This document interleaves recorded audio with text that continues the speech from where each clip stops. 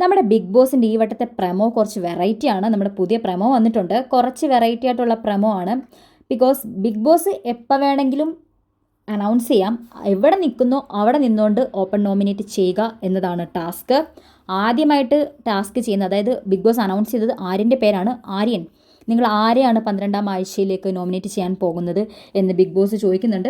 അപ്പം ആര്യൻ ആരുടെ പേര് പറയാൻ ശ്രമിക്കുന്നുണ്ട്. 2 പേരുടെ പേര് പറയണം. അതിനുശേഷം നമ്മുടെ നെവിനെയാണ് ബിഗ് ബോസ് പിടിക്കുന്നത്. നെവിൻ കൗച്ചിൽ കിടന്ന് ഉറങ്ങുമായിരുന്നു. പെട്ടെന്ന് തന്നെ ബിഗ് ബോസിൻ്റെ സൗണ്ടും കേട്ടിട്ട് ഞെട്ടി എഴുന്നേക്കാണ്. അനുമോൾ ഇങ്ങനെ പുറത്ത് നിന്ന് നോക്കുന്നുണ്ട്, വായും പൊളിച്ച് ആരെയാണ് നെവിൻ ചെയ്യാൻ പോകുന്നതെന്ന്. അതിനുശേഷം അക്ബറിനെയാണ്. അക്ബർ കൗച്ചിലിരിക്കുകയായിരുന്നു, പെട്ടെന്ന് എഴുന്നേക്കുന്നു ചാടി. അക്ബറിൻ്റെ പേര് വിളി കേട്ടപ്പോൾ തന്നെ ആദിൽ ഓടിച്ചെന്ന് നോക്കുന്നുണ്ട്. കാരണം അതിലേക്ക് ഇപ്പം നല്ല പേടിയുണ്ട്, താൻ അടുത്ത ആഴ്ച ഔട്ട് ആകുമോയെന്ന്. ഇപ്പം അക്ബർ തന്നെ ചെയ്യുമോ എന്നുള്ള പേടിയുമുണ്ട്. അതിനുശേഷം നമ്മുടെ നൂറയുടെ പേരാണ് വിളിക്കുന്നത്. നൂറയ്ക്ക് അങ്ങ് എന്തോ ഇപ്പോഴും ഒന്നൊരു ഓപ്പൺ നോമിനേറ്റ് ചെയ്യാൻ അല്ലെങ്കിൽ ആരെങ്കിലും പേര് പറയാൻ നൂറയ്ക്ക് ഇപ്പോഴും വയ്യ. നൂറ എന്തോ എന്തിനാ ഇങ്ങനെ ആവുന്നത്? ഓപ്പണായിട്ട് പറയൂ, ഇത്ര ആഴ്ചയായില്ലേ, വെറും ഇനി 2-3 വീക്സും കൂടെ ഉള്ളൂ. അത് കേൾക്കാൻ വേണ്ടി നമ്മുടെ ആര്യൻ ഒളിഞ്ഞ് നോക്കുന്നുണ്ട്. അതിനുശേഷം നോമിനേറ്റ് ചെയ്യാൻ വേണ്ടിയിട്ട് നമ്മുടെ സാബുമാനെയാണ് വിളിക്കുന്നത്. സാബുമാനെ വിളിക്കുമ്പോൾ സാബുമാൻ ചോദിക്കുന്നത്, ബിഗ് ബോസ് ഞാനിങ്ങനെ നടന്നുകൊണ്ട് പറഞ്ഞാൽ മതിയോ? ചായം കുടിച്ചുകൊണ്ട് നടന്നു പോകുമായിരുന്നു. അപ്പം ബിഗ് ബോസ് പറയുന്നുണ്ട് പറ്റത്തില്ല, എവിടെയെങ്കിലും ഇരിക്കണം. അന്നേരം നമ്മുടെ അനുമോൾ പറയുന്നുണ്ട്, നീ എവിടെയെങ്കിലും പോയി ഇരുന്നാലല്ലേ ബിഗ് ബോസിന് കുറച്ച് ഷോട്ട് വെക്കാൻ പറ്റത്തുള്ളൂ കറക്റ്റായിട്ട്.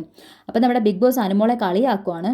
അനുമോൾ, ഷോട്ടിനെ പറ്റിയൊക്കെ നല്ല ധാരണയുണ്ടല്ലോ, പിന്നെ നമ്മുടെ അനുമോൾക്ക് അറിയാതിരിക്കും എവിടൊക്കെ ഏതൊക്കെ ക്യാമറ ഉണ്ട്, എവിടെയൊക്കെ പോയിരുന്നാൽ എന്ത് ചെയ്യാം, അല്ലെ എങ്ങനെ ക്യാമറയ്ക്ക് ഒപ്പിയെടുക്കാം എന്നുള്ളതിനെക്കുറിച്ചൊക്കെ നല്ല ധാരണ അനുമോൾക്കുണ്ട്. അപ്പോൾ എനിവേ, ഈ ഒരു ഓപ്പൺ നോമിനേഷൻ എല്ലാവരുടെയും കളികളൊന്ന് മാറ്റി മറിക്കാൻ നല്ല വൃത്തിക്ക് പ്രയോജനപ്പെടുത്തുന്ന ഒന്നാണ്. കാരണം ഇനി ഇങ്ങനെ സീക്രട്ടായിട്ട് വെക്കേണ്ട കാര്യമില്ല. ആർക്കൊക്കെ എതിരെ കളിക്കുന്നു എന്നുള്ളത് ഭയങ്കര വിസിബിളായിട്ട് പറയേണ്ട സമയമായി. അങ്ങനെ തന്നെ കളിച്ചേ പറ്റത്തുള്ളൂ. ഇപ്പോഴും പേടിച്ചിരിക്കുന്ന നൂറെ പോലുള്ളവരോടൊക്കെ എന്ത് പറയണം എന്നറിയത്തില്ല. ഇങ്ങനെ ഓപ്പണായിട്ട് ചെയ്ത് കളിച്ചാലേ കളിക്കൊരു സുഖം ഉണ്ടാകത്തുള്ളൂ, അത് കാണുന്നവർക്കൊരു രസം ഉണ്ടാകത്തുള്ളൂ. ഇങ്ങനെ മടി പിടിച്ച് അല്ലെങ്കിൽ അയ്യോ മറ്റുള്ളവർ എന്ത് വിചാരിക്കുമെന്ന് പറഞ്ഞ് മിണ്ടാതിരുന്നതെന്ന് ശരിയാവത്തില്ല.